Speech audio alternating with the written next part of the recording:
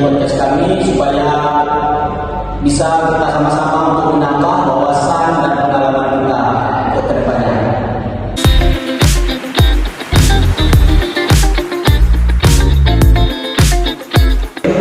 Assalamualaikum warahmatullahi wabarakatuh. Halo sobat muda Muhammadiyah, selamat datang di podcast inspiratif kita bersama saya Muhammad Fahril dan rekan saya Fadila Al-Zuyani yang kali ini akan membahas tentang peran pemuda Muhammadiyah dalam dakwah lewat dunia maya. Benar sekali, di era digital seperti sekarang ini, teknologi bukan hanya untuk hiburan, tapi juga menjadi sarana dakwah dan perjuangan akan ma'ruf nahi munkar. Pemuda Muhammadiyah harus mampu memanfaatkan dunia maya untuk menyebarkan nilai-nilai Islam yang berkemajuan. Betul banget. Nah, hari ini kita sudah kedatangan narasumber yang luar biasa, seorang kader pemuda Muhammadiyah yang aktif berdakwah melalui media sosial. Kita akan ngobrol tentang bagaimana semangat dakwah digital bisa diwujudkan di tengah derasnya arus teknologi dan informasi. Jadi, tetap bersama kami di podcast ini. Kita akan bahas banyak hal menarik seputar tantangan, peluang, dan peran penting pemuda Muhammadiyah di dunia digital. Selamat mendengarkan. Baik, sahabat muda Muhammadiyah, seperti yang sudah kita sampaikan di awal, kali ini kita akan berbincang tentang bagaimana peran Muhammadiyah di era digital. Bersama kita sudah hadir Gaganda Agus Fadila Aziz SPD yang aktif berkembang melalui media sosial. Assalamualaikum Gaganda. Waalaikumsalam warahmatullahi wabarakatuh. Apa kabar Gaganda? Alhamdulillah, ini sangat luar biasa ya. Terus semangat. Baik. Baik Kakanda, kita tahu era digital berkembang sangat cepat ya. Menurut Kakanda sendiri, bagaimana sih pandangan Muhammadiyah terhadap perkembangan era digital saat ini? Baik, terima kasih sebelumnya. Selamat hari Kamis ya. Iya. Kamis ini berarti kita sudah mendekati weekend ya. Untuk mahasiswa mungkin hari Kamisnya hari terakhir kuliah ya. Iya. Untuk yang reguler ya. Ya sebelumnya terima kasih sudah memberikan kesempatan saya khususnya untuk bincang-bincang santai terkait perkembangan zaman dan lagi dari pemuda namanya. Ya kalau untuk pertanyaan pertama tadi terkait bagaimana pandangan Muhammadiyah dan pemuda Muhammadiyah terhadap perkembangan era digital, ya tentunya kita sangat responsif ya, sangat peka terhadap perkembangan dan kita selalu mengikuti, kemudian juga adaptif. Karena apa? Kalau kita tidak begitu bisa mengikuti era digital, kita tidak bisa berkembang dan maju, dan kita tidak bisa mencapai tujuan. Ya salah satu tujuan yang harus kita gerakkan melalui era digitalnya adalah tetap menyebarkan kebaikan dengan melalui platform digital, YouTube, Instagram, semuanya yang bisa kita kelola itu harus kita tetap lakukan. Jadi untuk di era digital ini kita tetap bisa melakukan itu dengan berbagai macam panduan dan berbagai macam konten, berbagai macam kajian-kajian yang bisa kita sekarang melalui platform digital. Itu sih kita tetap adaptif dan selalu mengedepankan nilai-nilai kebaikan dan masyarakat. Menarik banget kan? Nah, kalau bicara soal dakwah digital, pertanyaannya apa sih sebenarnya yang dimaksud dengan dakwah di dunia maya dan kenapa hal ini penting bagi kader Muhammadiyah?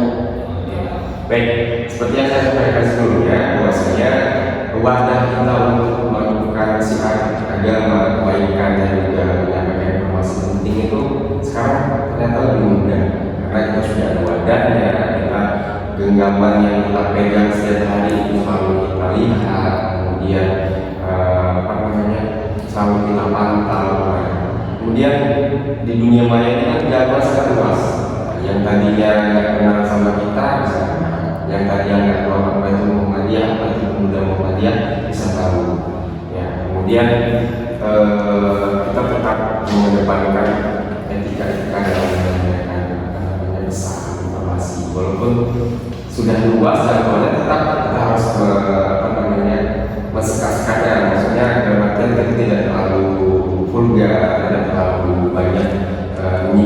dari yang tidak harus kita sampaikan tetap kita sampaikan.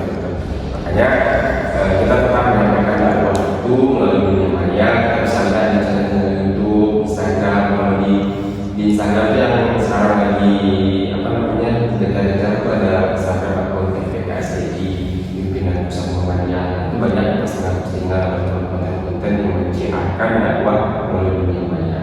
Kemudian berbagai macam lagi platform, ada TikTok, YouTube, Lensa Muhammadiyah, TV Muhammadiyah, dan juga berbagai macam lagi akun yang bisa kita ikuti, bisa kita lihat postingannya untuk mensiarkan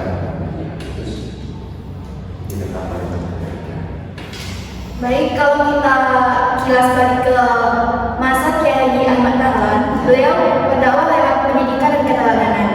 Nah, bagaimana perbedaan cara berdakwah dari masa beliau hingga sekarang di era digital?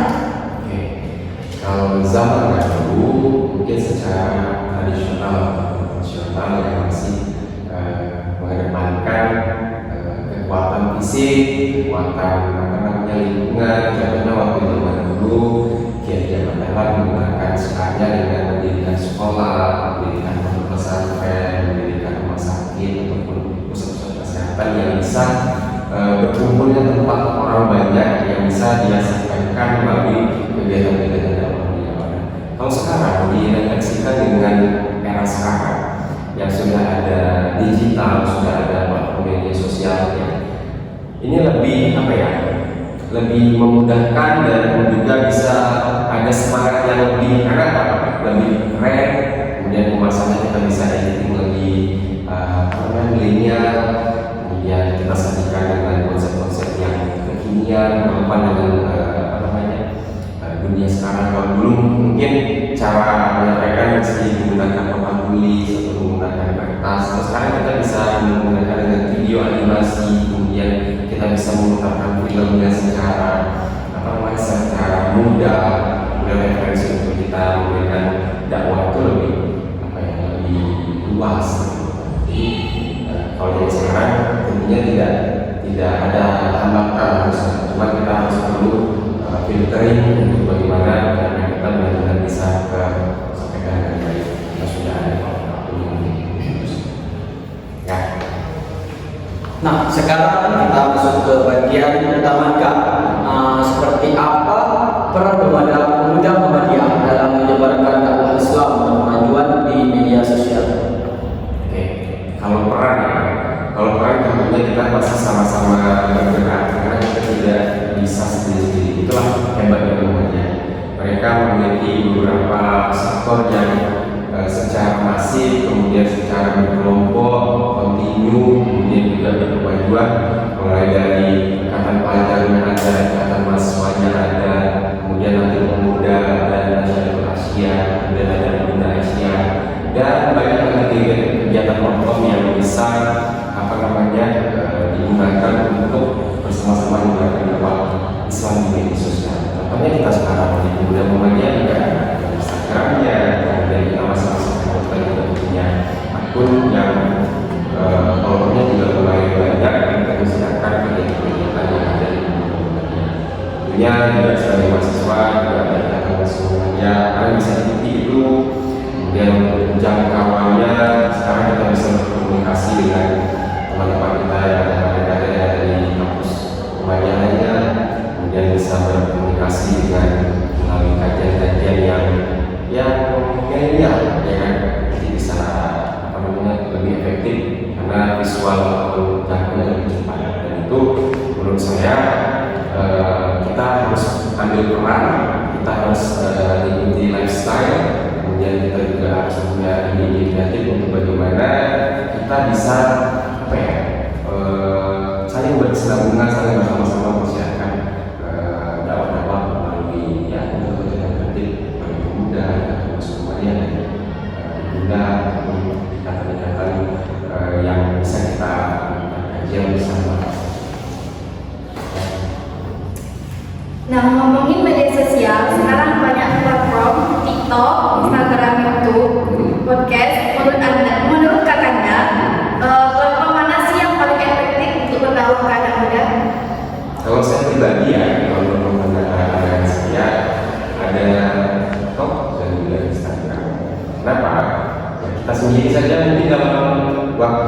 semalam itu kita scroll TikTok, scroll IG mungkin lebih banyak gitu ya daripada YouTube ataupun yang lainnya. Tapi tidak menutup kemungkinan yang ini juga bisa mendukung. Tentunya yang bisa kita sasaran sekarang yaitu yang bisa digunakan adalah TikTok dengan Instagram, karena setiap detik atau setiap menit pasti kita selalu cek itu.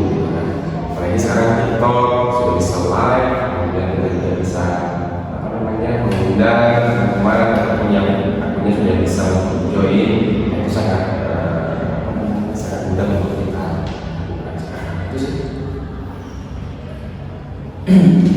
Keren banget Kak. Nah, adakah contoh nyata kader Muhammadiyah yang sukses berdakwah di media sosial ini? Contoh ya, kalau contoh sudah banyak ya, yang sudah punya kelompok yang banyak, kemudian sudah dengan open mindednya mereka mengupload ataupun mensiarkan postingan yang berkaitan dakwah dengan Muhammadiyah itu sudah banyak. Ya, contohnya akun besar yang yang sering saya ikuti, contohnya kita di MPS di Muhammadiyah. Kemudian kalau untuk kampus-kampus itu ada brand ambassador yang BTNA masing-masing kampus itu di UAD ada, di UMM ada, di Universitas Mojokerto ada. Banyak kalau kalian mau cek sendiri bisa ada yang dari UMM dulu yang terkenal itu ada namanya Doze itu salah satu buku BA di UMM itu sudah almarhum. Itu saya sering ikuti. Kalau di Moni ya rata-rata seperti Kak Juna, kemudian Bang Kemal, salah satu pegiat media sosial juga. Kalau ketum IMM ada Zero Habibi, termasuk saya juga sering membuat postingan untuk kegiatan Muhammadiyah, Azizmu, besok kita ada Sunatan Masal nih, Sunatan Masal yang sama-sama kita post informasi itu untuk sama-sama mempersiapkan bagaimana masyarakat bisa tahu. Sebenarnya contoh sudah banyak, tinggal dari kita sendiri yang mau coba siapa, ya. Baik Kakanda, tentu berdakwah di dunia maya tidak selalu mudah. Ya. Apa sih tantangan yang sering dialami? Kalau tantangan sama seperti kita sendiri ya, itu beritahu, kemudian informasi-informasi yang belum tentu kebenarannya, ya kita harus pandai-pandai filter bagaimana ini cerita ini benar atau tidak, kemudian informasi ini kredibel atau bukan, gitu kan? Nah, kita harus minta untuk filter. Dan kita juga jangan sesekali untuk mencoba hal-hal yang membuat narasi-narasi negatif yang memicu perdebatan, konflik. Nah, itu juga jangan pernah dicoba, karena kekuatan netizen itu sangat luar biasa ya. Nah, jadi kita harus berperan di konsep yang positif aja, dan negatif-negatifnya jangan, karena ada resiko-resiko yang harus kita tanggung. Sedangkan yang positif aja ada resiko yang negatif. Itu tahu, kemudian informasi yang kebenarannya, kemudian ada lagi kekuatan netizen yang anti mungkin dengan kegiatan Islam, itu juga sebagai tantangan juga di masyarakat. Terus lagi, nah sejauh mana pentingnya etika digital bagi kader Muhammadiyah ketika berdakwah dan berinteraksi di media sosial? Pada hakikatnya sama ya, sopan santun itu penting, perlu juga, walaupun di dunia maya kita kalau berbicara kemudian menyatakan pendapat itu ada menyajikan informasi, kemudian menyajikan pengetahuan yang secara sosial media itu juga harus ada akhlaknya. Jangan sampai kita menyampaikan kebaikan tapi kita menyampaikannya di tempat yang salah, ataupun persiapan yang harus kita. Contohnya tadi kan kita mau melakukan podcast kemudian seperti ini, kita harus kondusif, kita harus menempatkan sesuatu pada tempatnya. Kalau di pinggir jalan mungkin menyebutkan suasana yang berbagi. Nah itu sih ada panduan-panduan khususnya yang harus kita lalui. Ya. Apa harapan Kakanda terhadap peran Muhammadiyah dalam membangun ekosistem dakwah digital yang positif? Harapannya kita lebih lebih semangat lagi sebanyak-banyak membaca agar nanti kita bisa juga menyampaikan dengan baik. Ya, kita harus menggarisbawahi bahwasanya saat ini untuk membaca sendiri itu masih masih kurang, ya kan? Apalagi kalau kita untuk menyampaikan sesuatu di media sosial atau berdakwah di media sosial, kita banyak-banyak membaca juga. Kita harus mencari pengalaman dulu, kemudian kita harus bersinergi ya dengan teman-teman sejawat, kemudian dengan dosen yang bisa berkolaborasi untuk menyampaikan tentang apa yang disampaikan. Harapannya harus lebih kolaboratif, inovatif, dan juga jangan gengsi. Kalau gengsi yang benar lagi kita mau belajar itu ya harus dulu gitu kan, harus punya value yang baik, versi yang juga mendukung untuk melakukan sesuatu. Itu sih harapan seperti itu. Ya. Baik, kalau untuk platform seperti IMM, IDN, dan Pemuda Muhammadiyah, langkah nyata apa yang bisa dilakukan untuk memperkuat dakwah digital ini? Oke, nah ini sangat menarik ya pertanyaannya terkait bagaimana peran di tengah ya. Saya mengajak dari semuanya yang mungkin nanti melihat video ini, ayo sama-sama kita berkreasi, kemudian ayo sama-sama kita sama-sama membuat sebuah komunitas yang nantinya bisa kita sama-sama berdiskusi. Ya nanti seperti ada sebelumnya, bulan sebelumnya itu ada namanya dan buku, kemudian ada literasi. Nah, kita juga bisa melalui digital kita melakukan pelatihan digitalisasi, bagaimana membuat konsep file yang baik dan bisa dibaca oleh semua kalangan, kemudian bagaimana kita menempatkan konsep ataupun gagasan ide untuk kita membuat video yang lucu tapi ada kesan-kesan menarik untuk kita siarkan. Nah, itu bisa dilakukan. Nanti bagaimana kita bisa aktif di media sosial yang baik, kemudian kita bisa menjadi trendsetter juga, bagaimana kita bisa diketahui oleh anak muda khususnya.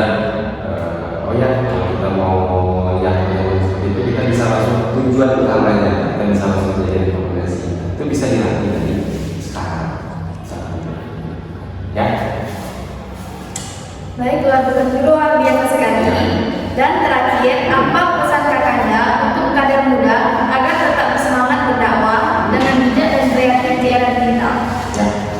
Buat kamu anak muda, khususnya muda-muda di Bungo ataupun mahasiswa-mahasiswa Universitas Muhammadiyah Bungo, kalian harus tetap semangat. Kalian itu bisa lebih baik dari hari ini kalau kalian mencobanya dari sekarang. Tetap kolaboratif, tetap menjadi pemuda yang pemuda masa ini. Ya, kalian hidup di era sekarang tentu harus kolaboratif, harus punya cita-cita, harus punya tempat yang memang harus kalian bangun dari sekarang. Karena kalau kalian tidak memiliki itu susah ya ke depannya.